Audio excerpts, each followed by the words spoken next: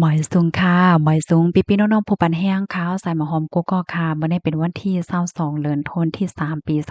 2025ในตอนรายการเฮาค่ะตอนในที่ออนเอาพี่ๆน้องๆเฮาค่ะมารับถอมด้วยข่าวง้าวเกี่ยวกับลุยลองตั้งฝ่ายและเพียนอากาศซากกลางหาวเขาไล่คบทบหัน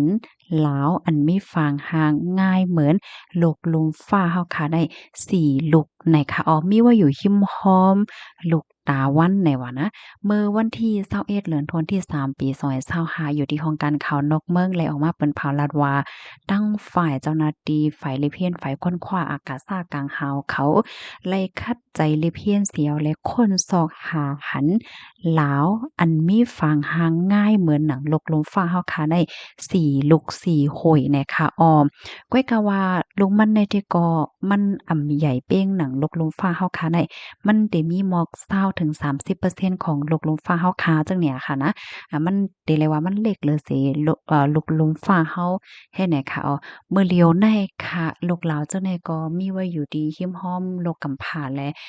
ตาว่านเจ้าในมีไว้อยู่หิมห้อมเจ้าในจังไหนค่ะอ๋อสิแลตั้งฝ่ายค้นคว้าเขาในเตก็ยุ่มยำว่าก้นหนุ่มเส้นหุนใหม่ค่ะเนาะปานสืบอันเตมา ตั้งนานในเตจางมีตื้อตั้งเสียวแลกว่าแลกว่าเยี่ยมด้วยไหลเหนอลูกลาวเจิ้นในจังไหนค่ะเนาะอ้อเนอลูกลาวเจิ้นในจ่องมันมีโกนห่ำมีห่ามีก้นใจมีอันโตมีใจคักกว่าเนาะมีห่ำมีห่าเตอยู่แลมอยู่ไลห่าในดันก็ตั้งฝ่ายอากาศภาคกลางเฮาเขาในเตคัดใจเลยเพี้ยนเสียวก็เอาตั้งเทคโนโลยีสิเลยเพี้ยนกว่าอยู่ติ๊กๆว่าจังไหนค่ะ เกี่ยวกับเรื่องร้องในตั้งฝ่ายผู้ค้นคว้าเขาเนี่ยก็ลาดว่าลูกลาวอันในลูกลาวตั้งสีลูกในคณะจังหาคบทบหันก้อยในต่อถึงมื้อเหลียวในก็ยังอำไปไล่ใส่จื้อปันจื้อเขาและคาดล่ำว่าลูกลาวจื้อในเล็บเดฮ้อนไม้ไว้ฮ้อนไม้ไว้เหี่ยวก็โตมีใจในเล็บเดอำจังอยู่คือไหนเนาะ มื้อเหลียวในก็มันเป็นโรงตีดีตื่นตาตื่นใจในเนาะตั้งฝ่ายค้นคว้าเขามันก็ตื่นตาตื่นใจว่าโอเคอ่าอันคนคบทบหันเที่ยงยาวนะในนั้นน่ะเนาะเตตังจื้อมันว่าเฮอเจิ้งอยู่ในเดอก็เฮาค่ะก็ไปด้วยกว่าเที่ยงเสียวแลตั้งผู้ค้นคว้าเขาเนี่ยก็เตคัดใจหาโหย่อยยามันกว่าอยู่ติ๊กๆเฮ็ดจั่งใดคะอ้อเปนส่ำว่ามื้อเหลียวในตั้งฝ่ายค้นคว้าเขาแต่ก็ลัดไว้ค่ะเนาะว่ามันแลบพรไหมน่ะเปิ้นติดจั่งใดโตมีใจแลบเต็มจังอยู่เนี่ยก็ ก้อยกาเขาได้ก็วนว่ามันใจว่าเต็มจังอยู่ละล่าเนี่ยมันจือค่ะเนาะเพราะว่ามื้อหน้ามาในฟิงฟ้าหรือว่าสีที่เหนือนั้นจังมีรองแหลกลายสีเอาแลจังว่าเนี่ยค่ะเนาะโตมีใจจางอยู่ซางเศร้าไรเหมือนกันเป็นส่ำว่าพ่องย่ามเหลียวในเทคโนโลยียังจังเฮ็ดให้มนุษย์ซากวนเฮาขาในออกข้าวตั้งกว่าเน้อ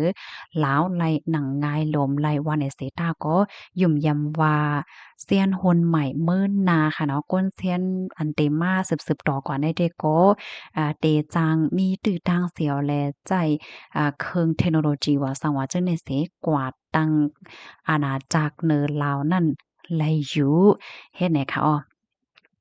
อ ค่ะตามฝ่ายพวกค้นคว้าเขาได้ก็ลาด้วยว่าจั่งหนังไหนแหน่ค่ะอ๋อค่ะข้อมูลอันนี้ค่ะเลยเบิ่งอิงว่าที่ห้องการข่าว Daily News ออกไว้เนี่ยค่ะอ๋อมื้อเหลียวในค่ะนะจั่งหนังว่าค่ะเนาะนอกวันนอกเมืองเขาจั่งไหนในเปิ้นก็ใส่ใจย่อก็ค้นคว้าซอกหาลูกเลินลูกลาวว่าย่อก็ปื้นตีอันมนุษย์สากลเฮาค่ะในจังเดก็อยู่กว่าเท่าไรเฮ็ดจั่งใดมาอยู่คือใหญ่ๆค่ะเนาะพี่น้องค่ะเนาะค่ะ แหวและมื้อเหลียวในเนี่ยเปิ้นก็หมั่งเมืองๆในค่ะนะเปิ้นยังมีวนและมีลองวางแผนกว่าเอาตีไว้มาหนังเนินเลิน5เนินลาว5ไหลเจิ้งในเหย้าเฮ็ดไหนคะอ้อพี่น้องค่ะมันก็ได้มีความถามแทงว่ามาลาเจิ้งไหนในเป็นรองแต้5มันเป็นเลยอยู่5ก้นในแต่จังขึ้นเมืองนิกปานขึ้นเนินเลินเนินลาวไหนอันคาขย้อนลาดว่าข่าวอันนี้เป็นรองแต้มันเป็นรองตรงหนึ่งฝ่ายเลเพยนอากาศสหกลางหาวเขา เฮ็ดไหนคะอ๋อพี่น้องค่ะอ๋อค่ะลูกตีข่าวง้าโหในเหแลค่ะไหลหางแฮนมาป๊าตั้งโหตั้งหันคะนะในตอนไหนมาถ่อมลองป้ายอยู่เลยอีกหนึ่งค่ะอันนี้ก็11ลอกลาย11ฝิ่งยามเนี่ยค่ะเนาะเฮ็ดให้ป้ายอยู่ลีเฮาคาเข้มแลอายุยืนยาวเนี่ยค่ะอ๋อพี่น้องค่ะอ๋อค่ะเฮ็ดให้ป้ายอยู่ลีเฮาคาเข้มปยก็อายุยืนยาวเนี่ยค่ะนะกำหนึ่งค่ะเนาะตัวเล็กมันขึ้นก็อยู่ดังเหนือย้อนด้อมค่ะอ๋อค่ะที่หนึ่งในก็ กินอย่าไปกินน้ำป่นตีเนี่ยค่ะเนาะเพราะว่าเฮาคากินเนี่ยก็กินให้มันบ่เกิงตันก้อยอำเอป่นตีแลน้ำป่นตีค่ะข้อที่2กินอาหารตั้งกินที่มีผักเยอะนางเขียวนำผักเยอะนางเขียวเนี่ยมันมีพ่นหลีน้ำแท้ค่ะอ๋อกำนั้นแหละพี่น้องค่ะตีใกล้เลยกินผักเยอะนางเขียวอย่าไปใจเลยค่ะค่ะเนี่ยก็กินผักเยอะนางเขียวกำนำเอาค่ะกูว่าในค่ะนะข้อที่3เนี่ยก็กินโถเราเลยกินปันโถอีกหนึ่ง นะคะว่านะโถเนี่ยก้อยกะว่ามันก็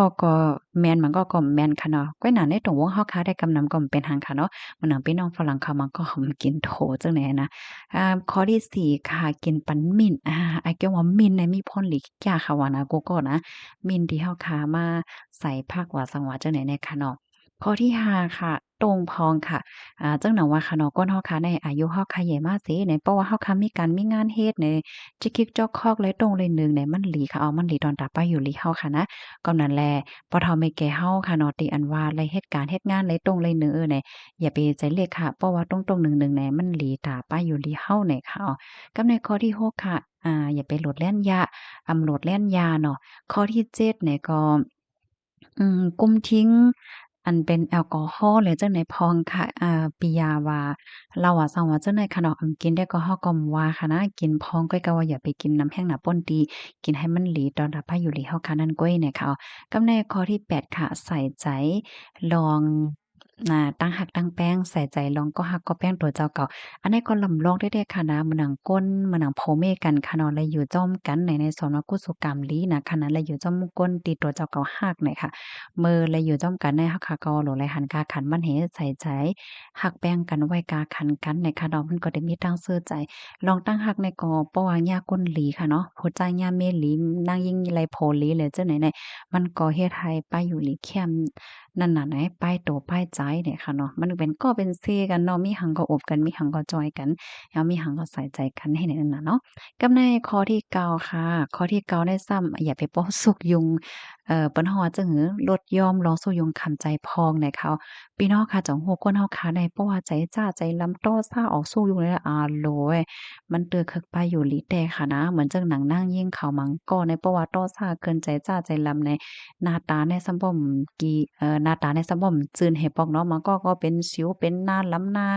หังในผิวเนื้อผิวหนังจังไหนค่ะเนาะมันก็มีร่องตุ่มย้อนปยาก็มันเตือคึกป้าไปอยู่ดีเฮาเนี่ยค่ะ ข้อที่10ค่ะกินปันน้ำเนงเนี่ยค่ะว่าโอ้โฮปอลาลองน้ำเนงเนี่ยข้ามเลยกินน้ำเนงหึงเอาแน่โหลเอาน้ำเนงมากินให้อิ่มเนาะกินมันน้ำเนงเนี่ยค่ะข้อที่11ค่ะลือปันให้เป้งป้อเนี่ยค่ะอันนี้ก็เป็นลอกลายเฮ็ดสร้างอันเฮ็ดให้เฮาคาอยู่ลิกินหวานอายุยืนยาวในคาหนังหือพี่ๆน้องๆเฮาคาพอได้เลยรับทอมได้เลยรับรู้กันนำนั้นจ่อยกันสืบเปิ้นแพ่แชร์กว่าเสกำค่ะแล้วก็ อย่าลืมแชร์ปันก้นตีอันเจ้าเก่าฮักค่ะนะเพราะว่าเฮ็ดหนัง11เขาว่ามาได้ได้ก็แน่นอนค่ะเนาะป้ายอยู่ลีโตป้ายอยู่ลีใจได้เข้มห้างในค่ะข้อมูลในคาเลปุยมาดีเพกอันมีจะว่าครอบครัวพิชชันน้องซีเนี่ยค่ะว่าและแต้มต่างมายินโจเมนำค่ะอ้อค่ะยินโจเมนำถึงกกค่ะนะย้อนให้พี่น้องค่ะอยู่เลยกินหวานและหลอดเพกันกกค่ะบอยซุงค่ะ